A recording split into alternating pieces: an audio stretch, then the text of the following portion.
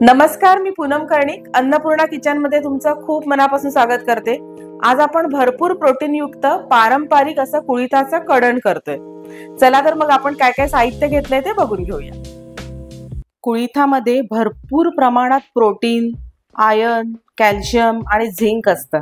रक्तातील साखर आणि कोलेस्टेरॉलचं प्रमाण कमी करण्यासाठी सुद्धा हे कुळिथ मदत करतं। जर कॅल्शियमची शरीरात कमी असेल तर या धान्याचा, कुळिथ नावाच्या या धान्याचा आहारात वापर करणं खूप आवश्यक आहे।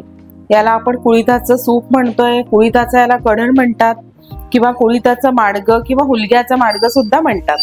अगदी पारंपरिक असा हा पदार्थ आहे आणि अतिशय पौष्टिक।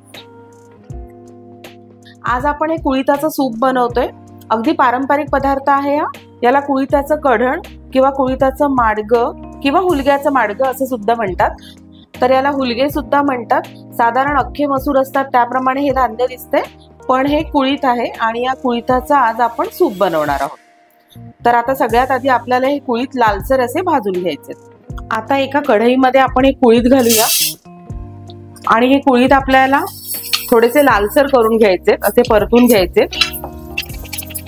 गॅस मोठाच आहे, मोठ्या गॅसवर आपल्याला हे असे परतून घ्यायचे आणि थोडेसे लालसर झाले की आपल्याला ते मिक्सर मधून बारीक करून घ्यायचे।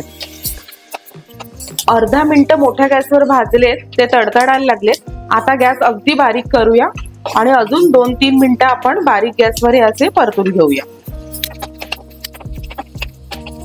2 ते 3 मिनिटं बारीक गॅसवर आपण हे परतून घेतले आणि आता हे व्यवस्थित परतले गेलेले आहे। आता आपण गॅस बंद करूया। भाजलेले कुळिथ आधी थंड करून घेतले आणि त्यानंतर ते मिक्सर मध्ये असे बारीक दळून घेतले। तर अशी त्याची अगदी बारीक अशी पिठी करून घेतलेली आहे, कारण आपल्याला सूप करायचंय, कढण करायचंय, त्यामुळे अगदी बारीक याची पिठी लागणार आहे। आता यातली आपण फक्त 2 चमचे वापरणार आहोत। तर एका भांड्यामध्ये आपण 2 मोठे चमचे हे कुळिथाचं पीठ घेऊया। 2च चमचे वापरते। त्याच्यामध्ये आपण घालूया पाव छोटा चमचा हिंग, पाव छोटा चमचा हळद आणि पाव छोटा चमचा तिखट, कारण आपण एक मिरची सुद्धा घालणार आहोत नंतर फोडणीला, म्हणून तिखट कमी घातले। आणि आता आपण यामध्ये चवीपुरतं मीठ घालूया। याच्यात आपण थोडंसं पाणी घालूया आणि हे व्यवस्थित मिक्स करून घेऊया। त्याच्यामध्ये गुठळ्या होता कामा नये, अशा पद्धतीने आपल्याला हे मिक्स करून घ्यायचंय। अंदाजे थोडंसं पाणी घातलेलं आहे आणि अशा पद्धतीने ही अशी पेस्ट करून घ्यायची। याच्या गुठळ्या सगळ्या मोडून घ्यायच्या। हे व्यवस्थित एकजीव झालेलं आहे, त्याच्यामध्ये आता एकही गुठळी नाहीये। आणि आता आपण याला फोडणी घालूया। आता आपल्याला फोडणी करून घ्यायची, तर त्यासाठी एका भांड्यात थोडंसं तूप घेऊया आपण। साधारण 2 चमचे तूप घेतलं आपण आणि तूप गरम झालेलं आहे। त्यामध्ये सगळ्यात आधी आपण पाव छोटा चमचा उडदाची डाळ घालूया। त्याच्यानंतर आपल्याला पाव छोटा चमचा मोहरी घालायची। मोहरी तडतडली की या लसणाच्या पाकळ्या घालायच्या। 2-3 लसणाच्या पाकळ्या ठेचून घेतलेल्या आहेत आणि त्यानंतर एक मिरची बारीक चिरून घेतली होती ती घालूया। एकच कमी तिखट मिरची वापरलेली आहे, कारण आपण थोडंसं तिखट सुद्धा घातलेलं आहे। आता हे व्यवस्थित परतवून घेऊया। आता आपण यामध्ये पाणी घालणार आहोत। गॅस बारीक केलाय आणि आपण एक मोठा ग्लास पाणी घातलं, अजून अर्धा ग्लास घालूया, म्हणजे आपण 1.5 ग्लास पाणी घातलं यामध्ये। आता या पाण्याला उकळी आली की आपलं जे तयार मिश्रण आहे ते आपण यामध्ये घालून घ्यायचंय। 2-3 मिनिटात पाण्याला उकळी आलेली आहे। आता आपण जे तयार मिश्रण केलंय पिठाचं ते याच्यामध्ये घालून घेऊया। 2 चमचे आपण कुळिथाचं पीठ घेतलं होतं, त्यामध्ये आपण तिखट, हळद आणि मीठ घालून घेतलं, हिंग सुद्धा घातलं।